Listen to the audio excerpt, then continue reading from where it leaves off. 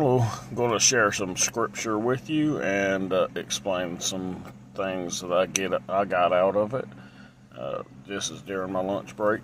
I ate up a real quick bite and looked up some scriptures that I was looking for in the Word. Done a little bit of reading. As I've mentioned back of this about being a servant, Jesus was the ultimate servant. He showed the ultimate example, and if you think about it, all Jesus done was serve people.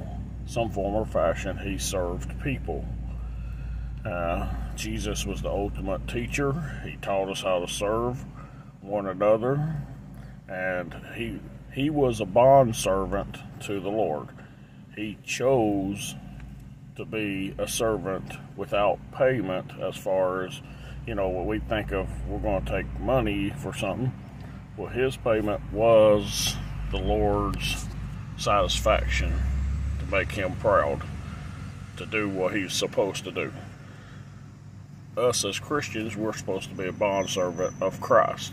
We ain't supposed to expect any kind of payment or anything other than the glory of heaven whenever we go to the other side. Now I'm in John chapter 13, verse 12. I'm reading from the New King James. This is a little bit about the foot washing. So when he had washed their feet, taken his garment and sat down again, he said to them, "Do you know what I have done to you? You call me teacher and Lord, and you say, well, for so I am. If I then, your Lord and teacher, have washed your feet, you also ought to wash one another's feet. For I have given you an example that you should do as I have done to you. Most accordingly, I say to you, a servant is not greater than his master, nor is he who is sent greater than he who sent him. If you know these things, blessed are you if you do them." Now, what Jesus is talking about, he is saying, I have served you by washing your feet. He's telling them straight up, I'm no bigger than you are, and you're no bigger than I am. We're all equal in God's eyes. Just Jesus was the ultimate sacrifice and teacher. Now, if you would read it all the way through it, you would notice that Jesus washed the disciples' feet. These events, from what I was taking, happened after after the supper. Judas was not in amongst the foot washing, from what I understand, because this is after the supper and after Jesus said, go do what you must do. So he washed 11 disciples' feet, not 12. Judas was not present. Also, if you notice, no one washed Jesus' feet.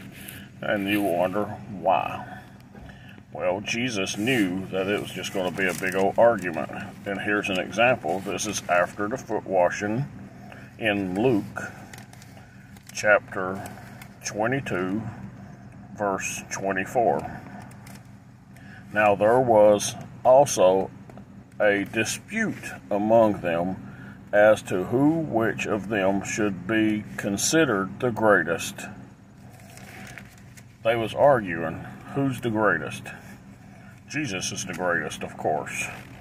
So, whoever washed, if they would have washed Jesus' feet, they would have been like, I'm bigger and I'm better than you are because I was first. This is not Jesus' intention, because everyone's equal. That's why he said, well, you must wash each other's feet. He did not say that each of you must wash my feet, because they was already arguing after all of this. So the teacher had to continue teaching them about who's greater. Jesus is the greater one. He was, like I said, he was the bondservant for God. He was to do God's bidding. He chose to do God's bidding. We are to choose to do Jesus' bidding. We are to learn from his teaching. And that's just a quick little note. I got to get back into work. Whoopee. Have a great day, and God bless. To keep up with the new posts, be sure and subscribe and hit that bell to follow. If you like what you see and what you hear, be sure and hit that like button and make sure you share it with all your friends. Leave me a comment on what you think about the video, any suggestions.